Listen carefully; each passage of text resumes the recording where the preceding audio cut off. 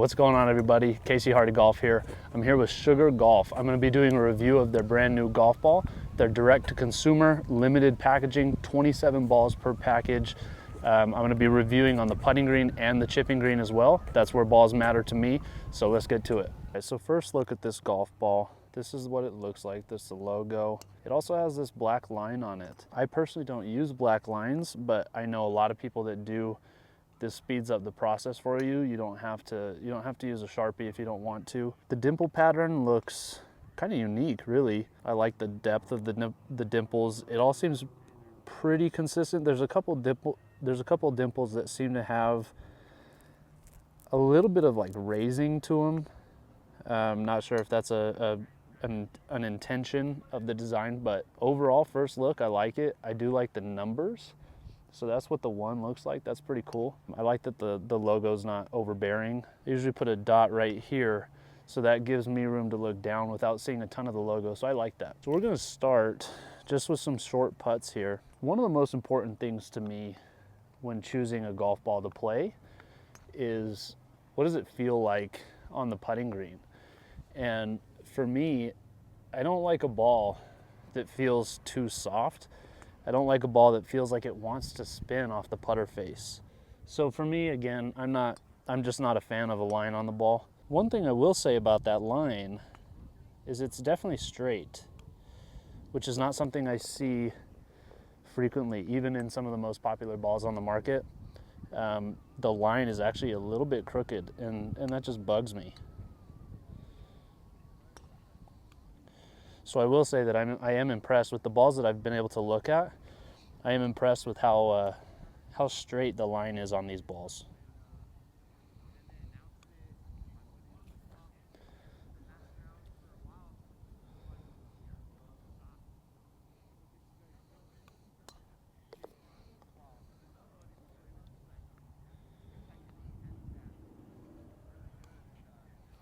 Cool. Feels good. On the short putts, it feels good off the face. Where I'll really be able to see the main difference that I'm looking for is going to be on the longer putts. So let's see if we can find just a little bit longer putt. There's a hole right here. This is cool. So this putt is roughly 8 paces. So we'll just call it a 25-foot putt, somewhere in there. And these are the putts that I really care about. There is loft on the putter face. We do have angle of attack. We have all that stuff. So the way the ball reacts at impact, to me, is really important because it determines so much of what the ball's going to do throughout the putt. And these are just about feel. Not too concerned with making these putts.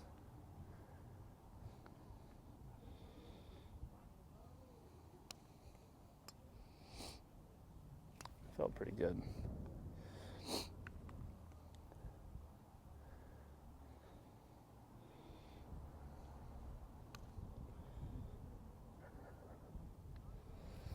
Yeah. So I actually really like the feel on these, and that's not me exaggerating. This is surprisingly good.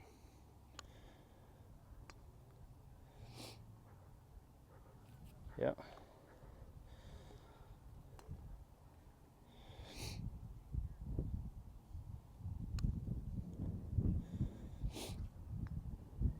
Ooh, that putt was dead in if it didn't hit that other ball, you know what I'm saying?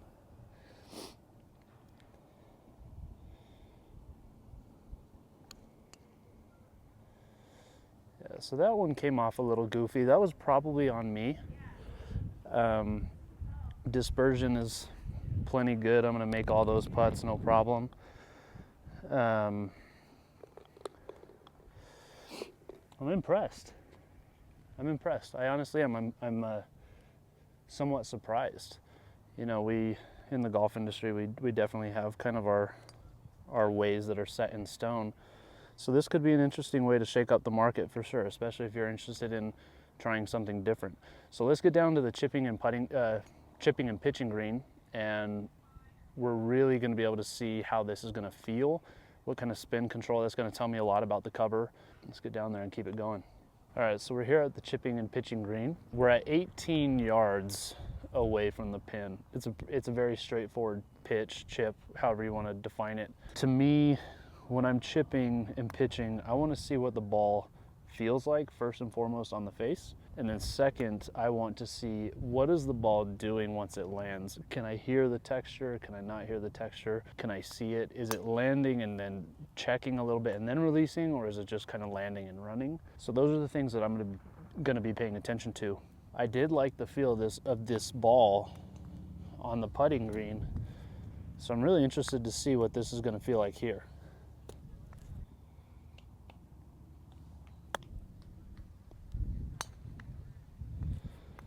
Okay, initial shot felt pretty good off the face for sure. I think it may have hit like a pitch mark or something up there, so I'm not gonna worry too much about how that ball reacted when it hit the ground.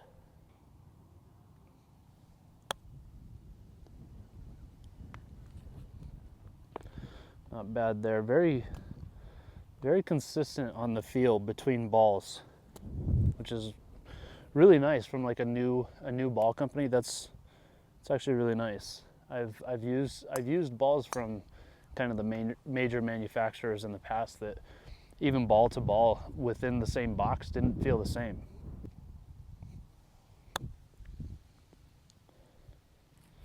Cool.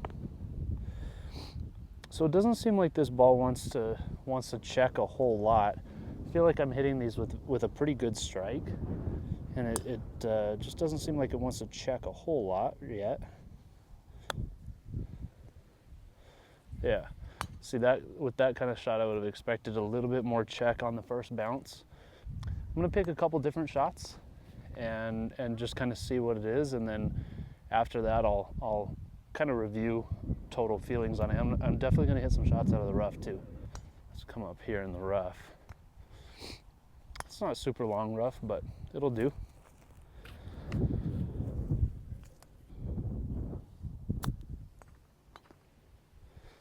See, there's the spin I'm hoping to see. That was nice.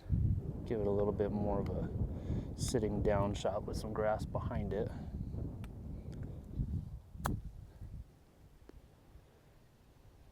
Cool.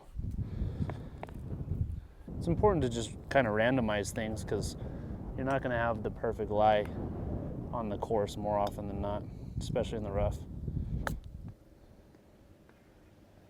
Yeah, that was just a really bad shot on my end. Okay, this will be a tougher one.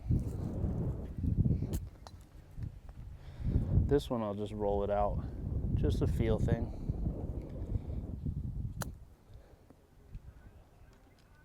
Okay. So I'm gonna hit a couple more off of like a tight lie, maybe a little further away. The reason why is because I want to be able to check kind of the durability of the cover too. So let's see if that was 18 right there. So we're at 36 yards now, roughly. So I just want to see what this is going to do from a slightly longer shot.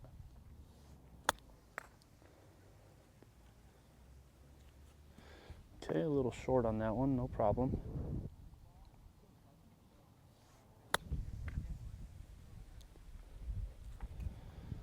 Yeah, that reacted really well on the ground. These are impressive. These are definitely impressive. Definitely something that I would be interested in taking on the golf course and seeing what happens. Get a tighter lie there.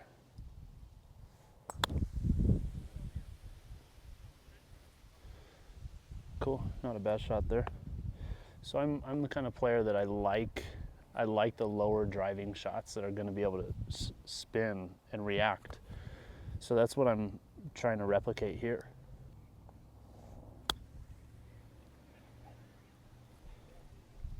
Cool. Yeah, so let me grab those. I'm going to come on back and do that one more time. So for me, I want to do this just a couple of times in order to see the durability of the cover.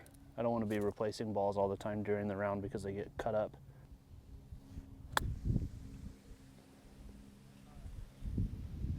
Yeah, that hit like a patch in the grass. That's not That's not on me or the ball. The greens right now are a little rough.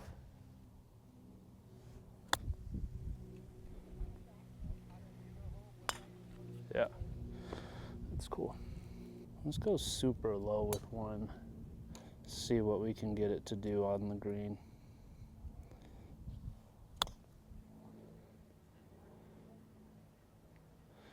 Yeah, see, I like that because I can hear that texture when it's on the face, and once it lands, I can hear that texture, and I like that a lot. Let's do that one more time.